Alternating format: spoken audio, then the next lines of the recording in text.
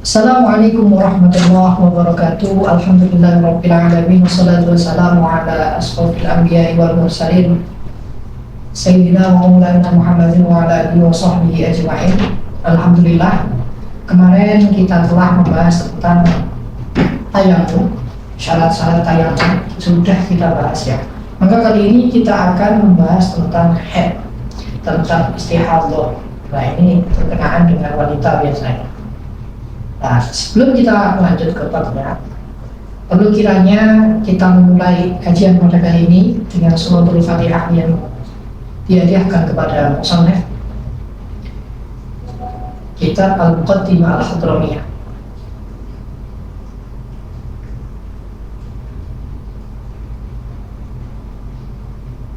Al-Fatihah. Alhamdulillah rabbil alamin arrahmanir rahim maliki yaumiddin iyyaka na'budu wa iyyaka nasta'in ihdinas siratal mustaqim siratal ladzina an'amta 'alaihim. Bismillahirrahmanirrahim. Di sini kita akan membahas tentang fasal fil istihadhah. Fasal fil istihadhah atau fasal istihadhah. Ini merupakan darah, ya. Istihadhah itu merupakan darah yang mana keluar dari kemaluan wanita.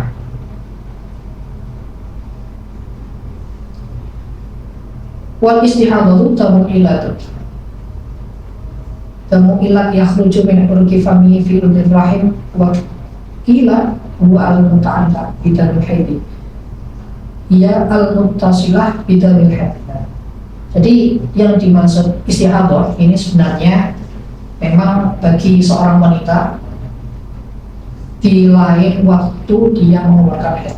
Artinya ketika batas haid itu sudah berhenti, batas waktunya haid itu sudah habis, dia keluar lagi. Nah, ini biasanya dihukumi darah haid. Nah, apa sih darah haid itu? Darah haid itu adalah darah yang keluar di kemaluan wanita, yang mana ini merupakan suatu ilat jamu ilah gitu, dikatakan seperti itu, penyakit. Ilat ini yang namanya adalah penyakit, yang penyakit yang keluar dari kemaluan wanita. Atau bisa aukila al-mutasilah bidamil haid, atau ada yang menyebutkan, sebagai ulama yang menyebutkan bahwasanya haid ini juga nanti mutasil ini adalah tersambung dengan darah haid. Jadi waktunya misalkan 1 sampai 15 hari biasanya. Batas maksimal haid itu kan 15 hari. Keluar dari masa haid, artinya 16, 17, 18 itu misalkan keluar lagi darahnya. Nah, artinya kan darah haid tadi sudah habis. Nah, ini darah apa? Nah, ini adalah darah istihadhah atau mustahadhah. Jadi seorang yang mustahadhah ada hukumnya ya. Ada hukumnya tersendiri, dan ini tidak bisa kita samakan sebagai darah haid. Kalau darah haid itu kan sebagai memang siklus perempuan yang mana sudah mencapai batas usia haid. Ketika dia haid tidak wajib mengqadha sholatnya. Nah, ini untuk orang yang mustahadhah ini berbeda hukumnya. Masih tetap disuruh dan wajib dia untuk sholat, meskipun penyakit. Meskipun di sini dasarnya adalah istihadhah itu tamu ilat, meskipun hanya penyakit, itu tetap disuruh untuk sholat. Bismillahirrahmanirrahim. Wal mustahadhatu tansilu farjaha.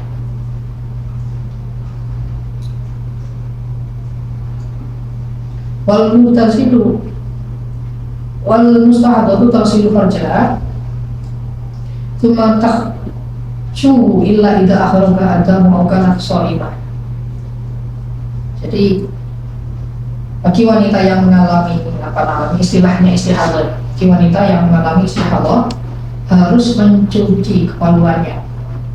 Taksilu farja, harus mencuci kemaluannya. Tsumma takhshu, kemudian menyumbat. Takhshu itu menyumbat. Illa idza akhraja, kecuali jika darah itu menyakitinya, auka not shaimah, atau jika ia sedang berpuasa. Artinya Bagi seorang yang memiliki istihadah atau keluar darah penyakit ini, wajib atas seorang tersebut, wanita tersebut, umur minha anna tansilu fajar. Jadi wajib untuk membersihkan kemaluannya dan kemudian menyumbatnya binah mikotratin, seperti halnya kapuk. Kalau zaman dulu itu dengan kapas ya, menyumbat dengan kapas. Illa idza ta'addad bihi ka'an akhraqata, kecuali ketika memang wanita itu ketika keluarnya istihadah darah tersebut ini bersamaan dengan kesakitannya, rasa sakit. Nah, ketika ada rasa sakitnya, maka tidak perlu untuk membasuh dan juga tidak perlu untuk membersihkan ataupun menyumbatnya. Jadi ada sesuatu yang misalkan akhroko itu sifat yang panas. Biasanya ini dialami oleh wanita ketika darah istihadah itu keluar, ini bersamaan dengan sesuatu yang menyakitkan. Nah, sampai-sampai akhrok, seperti sesuatu yang membakar di dalam kelaminnya. Fahina itu adalah zalmuha maka di mana ketika dia mengalami penyakit tadi tidak diwajibkan untuk membersihkan. Kalau ini jangan tidak diwajibkan untuk membersihkan. Aukana so'imah ataupun wanita yang mengalami istihadah tadi dalam puasa, jadi masih dalam keadaan puasa.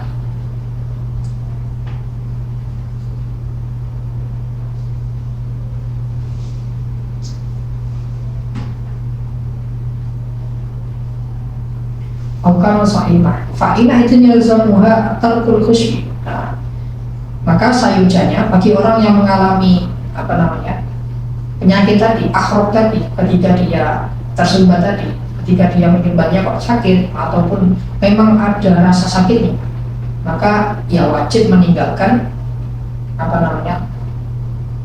khusyuknya, wajib kita tidak menyumbatnya seperti itu ketika sakit. Ketika tidak sakit ya langsung disuruh untuk menyumbat dan membersihkannya, karena itu sesuatu yang najis ya.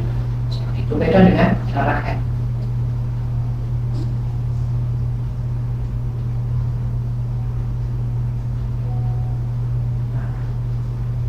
Kemudian fa'ilam yakfiha ta'assub, fa'ilam yakfiha ta'assub bikhil qatil thumma tatawadu aw tayammum fil waqti wa tubadiru bis sholatnya. Makanya ini kan memang sebetulnya wajib ya, memang wajib bagi orang yang mustahadah, bagi wanita yang mustahadah untuk melakukan sholat. Bahkan tubadir, ketika memang memungkinkan waktu untuk sholat, itu langsung disuruh untuk sholat. Tubadir di sini adalah bergegas seperti itu. Jadi semisal tadi dia tidak memiliki rasa sakit, itu langsung disuruh untuk membersihkannya, kemudian disuruh untuk menyumbatnya dan langsung wudhu, kemudian langsung sholat, atau tayamum kemudian langsung sholat. Karena apa? Karena nanti ditakutkan kalau tidak tubadir, kalau tidak langsung, ditakutkan nanti najisnya ini semakin banyak seperti itu. Yang awalnya najisnya keluarnya sedikit ini dimakruh, nah kalau banyak kan tidak dimakruh lagi. Itulah yang dinamakan ini masuk dalam batu kelima. Makanya untuk mengambil tersebut dan kita bisa ada waktu untuk bisa melakukan sholat, ya langsung saja kita sholat. Coba-coba dulu bisa sholat. Wa in akhirat bi ghairi maslahah sholat istihbab. Kemudian ketika seorang wanita tadi mengakhirkan sholat diberi masalah tanpa adanya masalah atau tanpa adanya sebabnya sholat. Misalkan ya, dia memang mau sholat tapi waktunya ini hampir habis, dan juga dia disibukkan dengan mencari air misalkan. Nah, walaupun dia itu badir, walaupun dia bergegas, cuman bergegasnya ini tidak ada waktu peluangnya, tidak ada waktu yang sempat untuk dia melakukan sholat. Nah, ini tidak apa-apa.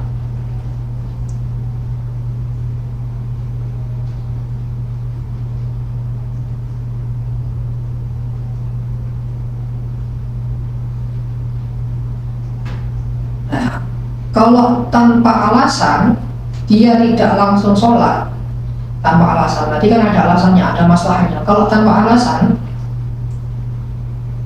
maka gimana hukumnya? Istanafat, maka dia harus mengulangi sholat tersebut. Wajibu tohro, wajibu taksib, taksib bilikul fardin.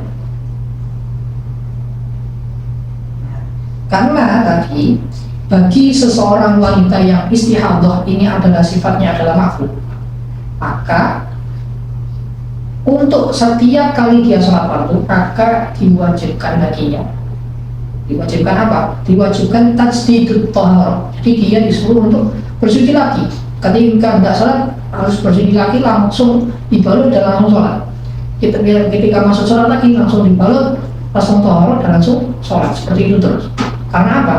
Konsekuensinya ini di sini adalah makruh. Nah, patut diketahui ya, makruh. Kalau kita tidak mubadir, kita menghabiskan waktu kita untuk bersenang-senang dan mungkin tidak ada masalah yang ada. Nah, ini malah kita yang berdosa. Karena sifatnya istihadah ini tadi ya berbeda dengan darah haid. Seperti itu. Kalau darah haid itu kan memang ketika keluar seorang wanita itu keluar darah haid itu dihukumi udzur. Kalau ini istihadah ini tidak lagi dihukumi udzur karena sudah keluar dari batas waktunya. Masa 15 hari tidak, misalkan dia sudah tidak sholat selama 15 hari, haid selama 15 hari, udzur selama 15 hari, kemudian keluarnya dari istihadah dia juga tidak sholat. Nah, ini yang perlu ditanyakan. Makanya harus bagi seorang seorang laki-laki ataupun seorang suaminya ya, biasanya suaminya ini harus mengerti tentang permasalahan tentang wanita ini. Jadi tidak penting sebenarnya. Permasalahan ini tidak penting bagi seorang laki-laki, tapi dia dituntut untuk mengerti ketika dia mempunyai istri. Ketika dia tidak mengerti bagaimana istihadah, bagaimana nifas dan lain sebagainya tentang seorang istrinya yang melakukan ini, yang terkena ini, maka wajib baginya untuk dibelajar atau diprivat ke orang lain misalkan seperti ini. Jadi diberi pelajaran ke orang lain dari orang lain. Kalau suaminya tidak mengerti, dia wajib memberikan fasilitas guru yang mana guru tersebut mampu dan paham terkait ilmu ini, ilmu darah ini, ilmu haid bagi wanita. Itu wajib mengikuti haid, istihadah, nifas itu semuanya berbeda-beda hukumnya dan semuanya memiliki kategori yang berbeda-beda pula. Makanya ya harus mengerti dan harus tahu.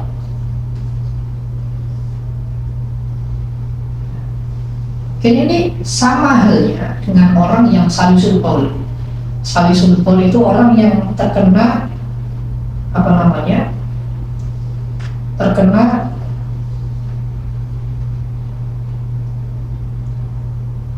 bahasa enaknya itu disebut inkontinensia urin ataupun sulit menahan kencing. Jadi walaupun dia sudah menahan tapi masih keluar, biasanya ada orang yang seperti itu. Nah, ini juga penyakit tidak hanya bagi wanita, ini juga dialami oleh laki-laki. Jadi tidak individual. Kalau tadi yang seputar darah, haid, istihadah, nifas itu kan dialami oleh laki-laki. Nah, kalau yang namanya salisul qaul ini dialami juga oleh laki-laki. Jadi tidak individual, mutlak bagi seorang perempuan. Jadi sulitnya menahan air kencing biasanya seperti itu. Walaupun sudah ditahan, tetap keluar. Nah, makanya bagi yang menderita salisul qaul itu juga dituntut untuk tabatul di sholat ataupun bergegas untuk melakukan sholat. Kita tidak boleh berlama-lama menghabiskan waktu, dan walaupun kan wajibnya sholat itu sebenarnya kan wajib, cuma la alal faur, tidak langsung wajibnya. Maka kita harus mengerti ketika dalam keadaan salisul baul, walaupun kategori wajib sholatnya itu adalah lal wajibul faur, tidak langsung ketika ada adzan kita langsung disuruh sholat, itu kan enggak. Kita bisa nanti jam 1 misalkan, nanti jam setengah 2 misalkan waktu. Tapi bagi orang yang salisul baul, dia langsung dituntut untuk taharah, bersuci, membersihkan najisnya, langsung sholat. Jadi langsung seperti itu. Ketika dia taharah, membersihkan kemaluannya, membersihkan kemaluannya dulu, baru taharah langsung sholat. Taharah langsung sholat.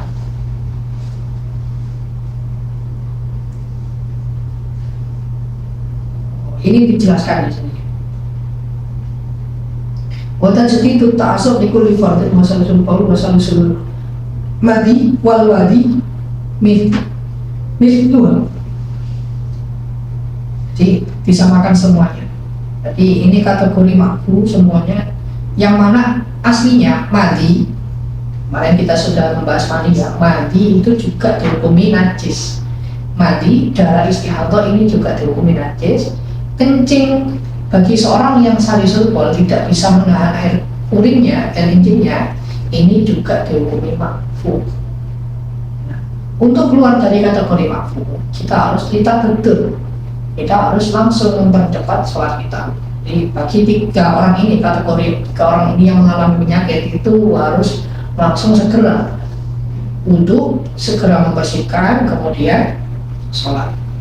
Membersihkan dulu di kelaminnya, atau bagi seorang yang istihadah ini juga harus menyumbatnya dengan kain, dengan kapas, ataupun dengan sesuatu yang lain yang sifatnya adalah sifatnya adalah halus, lembut seperti itu, yang tidak menyakiti.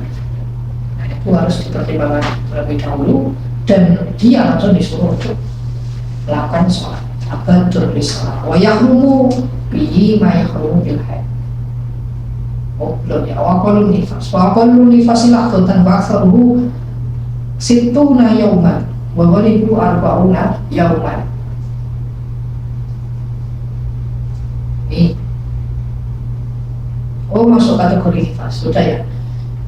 Kita sudah membahas tentang darah haid tadi. Darah haid ini adalah darah yang keluar dari kelamin perempuan, yang mana sifatnya adalah ilah, sifatnya adalah penyakit, yang mana dia tetap disuruh untuk melakukan sholat. Di syarat-syaratnya sudah saya jelaskan. Bagaimana tata cara bagi orang yang mengalami istihadah. Kita langsung saja membahas tentang nifas. Waqal nifas. Apa sih sebenarnya nifas itu? Nifas itu adalah darah yang keluarnya dari perempuan, darah.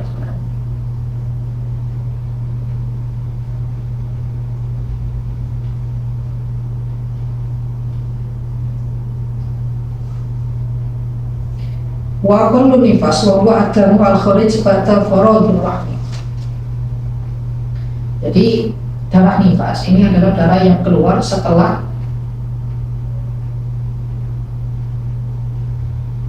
kosongnya rahim. Jadi ada darah wiladah, ada darah nifas. Darah wiladah itu darah yang ketika anak lahir itu disertai darah. Misalkan biasanya kalau perempuan itu kan ketika dia melahirkan itu juga tidak hanya melahirkan anak, juga mengeluarkan, tidak hanya mengeluarkan anak, juga mengeluarkan darah. Nah, ini namanya darah wiladah. Nanti setelah itu ada namanya darah nifas. Darah nifas ini adalah darah yang keluar setelah keluarnya anak tadi. Jadi tidak bersertaan dengan keluarnya anaknya, keluarnya bayi. Wa qallu nifasi lahduta. Ada kalanya nifas ini keluarnya hanya sedikit sekali, bahkan dikatakan lahdo. Lahdo ini misalkan satu cipratan seperti itu, sekejap, dikatakan sekejap, satu cipratan atau sekejap. Paling sedikitnya nifas itu seperti itu. Wakarus itu nayauman, paling banyaknya itu 60 hari. Bagi wanita yang nifas paling lamanya adalah waksalu situna 60 hari. Wa ghalibu arba'una yawman, dan baliknya ini biasanya keumumannya bagi seorang wanita, standarisasi keumuman itu misalnya. Standarisasi keumuman ini berapa? Arba'una yawman, 40 hari. Wa yakhlu bima yakhlu bil haid.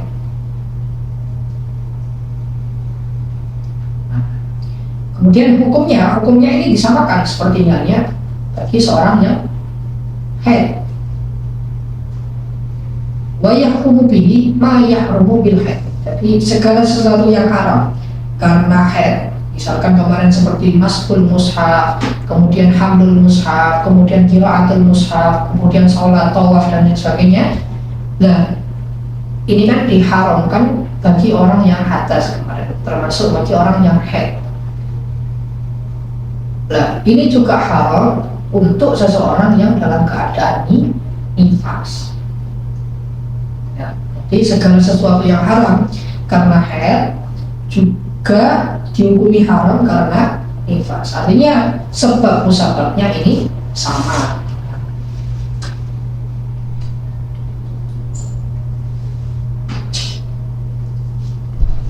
Sebab-sebabnya sama.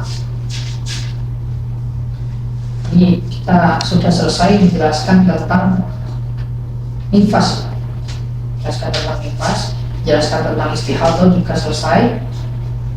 Maka kali ini kita akan membahas tentang babus sholat. Jadi itu telah selesai semuanya sebenarnya.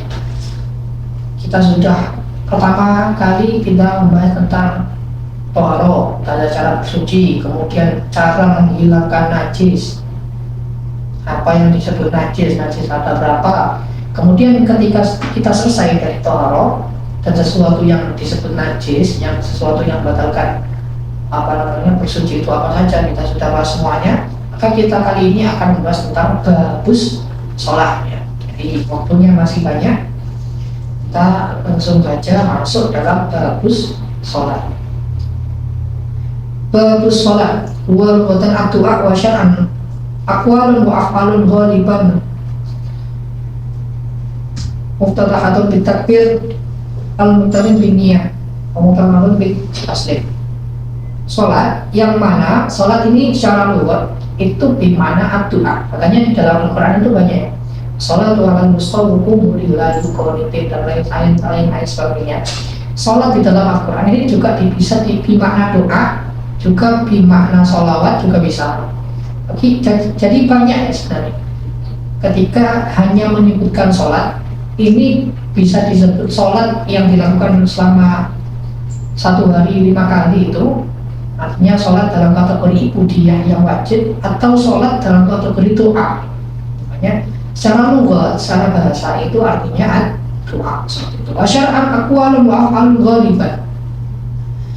Secara syarak, kemudian kata sholat ini diadopsi sebagaimana aqwal wa af'al, sebagaimana ucapan kemudian pekerjaan yang mana secara keumumannya ini diawali dengan takbiratul ihram. Ketika kita awali sholat itu diawali dengan takbiratul ihram, dan juga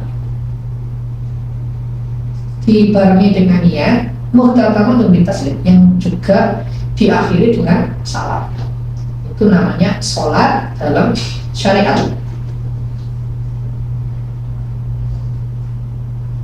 Tajibu ala kulli muslimin balighin aqilin tahirin fala qada'a ala kafirin illa murtad. Jadi wajib bagi seseorang muslim yang balik, yang berakal, yang suci ini untuk melakukan sholat. Pertama tadi apa syaratnya? Tajibu ala kulli muslimin balighin, muslim yang pertama, balighin yang balik ini sudah mencapai usia berapa? Biasanya umurnya 15 tahun atau mungkin bisa didahului dengan keluarnya mani, istilah keluarnya mani ini kalau dibalik itu seperti itu. Nah, kemudian cara tolak ukurnya ini dengan bulan Qamariyah. Sama ketika seorang wanita yang telah haid itu juga dilihat dari bulan Komariah, bukan bulan Masehi. Nah ini patut untuk orang tua lagi, patut bagi orang tua untuk mengetahui, wajib bagi orang tua untuk mengetahui apakah anaknya ini sudah batas usia haid atau batas usia wajib sholat. Dihitung dengan bulan Komariah, bukan dalam bulan Masehi.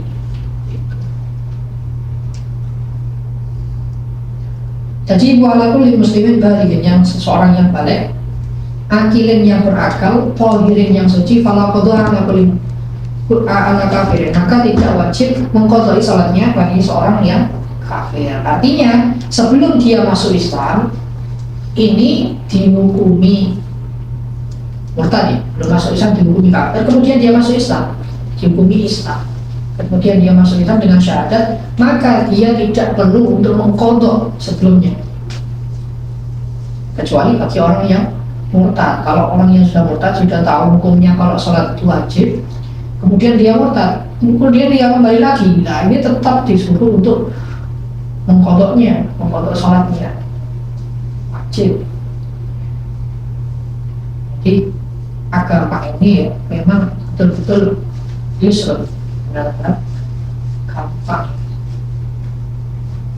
Jadi Allah itu juga rahmatnya Allah ini juga seperti ini.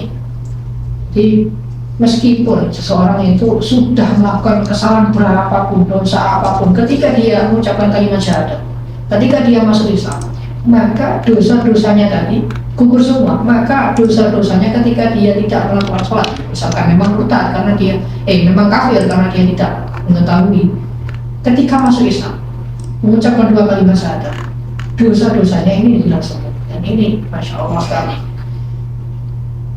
memang sebuah kemurahan.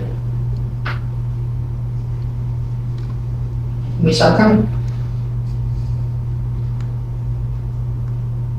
seperti itu, ala kafirin illal murtad.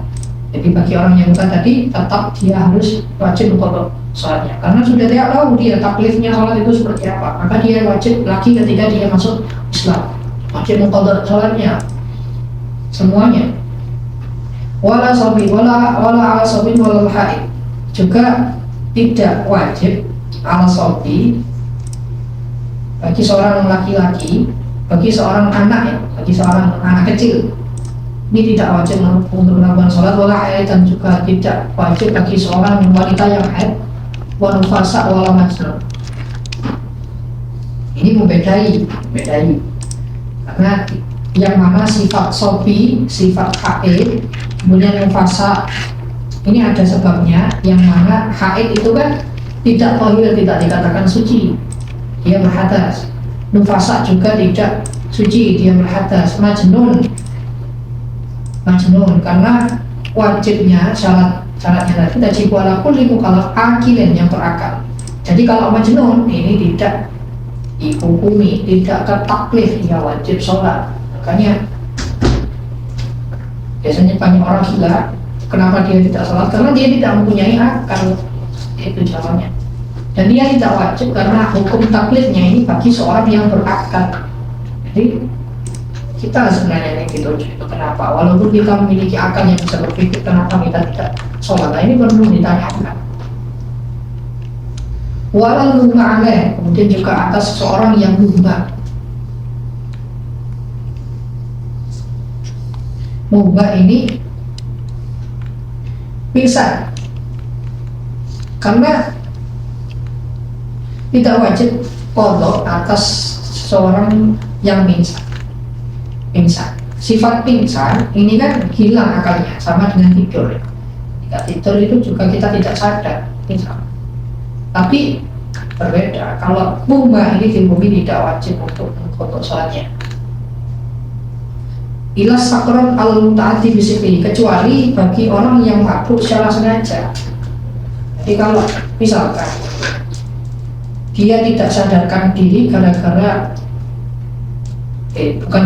bukan adanya sebab, tidak adanya sebab, mungkin dia terkena penyakit ataupun mungkin pingsannya dia tidak sengaja atau tidak melakukan sebab di permulaannya, misalkan kayak orang yang sakral, orang yang mabuk, itu kan memang dia sengaja untuk meminum khamr. Ya. Ini wajib untuk mengqadha sholatnya, walaupun dia ketika majnun, ketika dalam keadaan sakron, ketika dalam keadaan mabuk, ini tidak memiliki akal, tapi ketika kembali dia ditunjuk untuk mengqadha sholatnya, diwajibkan untuk mengqadha sholatnya karena sakronnya tadi, mabuknya tadi dihukumi mabuk karena sengaja dengan mabuknya. Wajib al-wali wasaid. Kemudian wajib al-wali wasaidi al-musafi al-mumayyizi biha disab isini wadurhu alihah al-istri. Kemudian bagi seorang wali ini kategorinya orang tua ya, orang tua yang memiliki anak, al-wasaid, dan ini bagi orang yang memiliki budak. Sayyid ini julukan bagi orang yang memiliki budak. Al-Rusabi al-Mumayyiz ini memerintahkan anak kecil yang sudah tamyiz, dan sudah membahas tamyiz itu apa, biar bisa isinya, yang mana anak kecil tadi sudah sudah masuk usia 7 tahun, ini wajib untuk memerintahkan anaknya itu sholat. Mumayyiz, ketika mumayyiz ya sudah mumayyiz bisa membedakan dan juga sudah berusia 7 tahun kembalian, ini wajib untuk memerintahkan untuk sholat. Wadarbu alihah isri, dan kemudian ketika anak tadi sudah berusia 10 tahun, ketika meninggalkan ini wajib, kata ini wajib, wajibu. Yang pertama, ketika tadi usia 7 tahun wajib untuk memerintahkan, ketika usia 10 tahun wajib untuk memukulnya. Jadi memukul ini ada batasannya juga, ada kategorinya juga yang disebut memukul. Jadi tidak serta-merta memukul dengan tanpa konsekuensi, ada caranya. Memukulnya ini di bagian tubuh yang dagingnya banyak, misalkan seperti bokong. Memukulnya juga tidak terlalu keras. Intinya tidak terlalu keras. Yang dimaksudkan di sini dorbun ini adalah memberi pelajaran. Jadi ketika dia tidak melakukan sholat, sayudzanya memberi pelajaran ketika dia tidak melakukan sholat, memberi pelajaran seperti memukul tadi, supaya jerat seperti itu. Dan nanti ketika tidak jerat dipukul di bagian punggungnya misalnya nggak sakit, nah itu gimana? Nah, kalau dipukul di selain itu nanti ditakutkan membahayain seorang anaknya. Maka bagaimana kalau seperti itu? Kalau seperti itu ya bisa dengan tata cara yang lain, misalkan membatasi waktu anak untuk bermain, misalkan membatasi waktu sesuatu anak ini untuk kemana-mana, tidak harus dipukul kan bisa. Mungkin ya tidak keluar rumah, disuruh untuk tidak keluar rumah, harus di rumah terus selama 1 hari ketika dia tidak melakukan sholat, itu kan bisa. Nah, supaya takdirnya ini ada. Jadi takdir ini tidak hanya sebatas pukulan saja, pemberian jerat ini tidak hanya sebatas pukulan saja, namun juga dengan pembelajaran yang lain seperti itu. Kalau lafaznya di dalam kitab itu dipukul berapapun nggak bisa mempan. Nah, nanti malah ketika kita memukulnya di suatu mungkin ya, misalkan tidak tahu orang tuanya dipukul di kepalanya atau, nah ini kan malah dorornya yang ditimbulkan anak tersebut malah nggak sholat, udah malas, udah kemudian kadar kecerdasan di otak ketika dipukul ini juga berkurang. Nah ini juga patut orang tua itu wajib untuk mengawasi dan wajib untuk memberitahu. Dia harus mempertimbangkan sebelum dia melakukan seperti itu.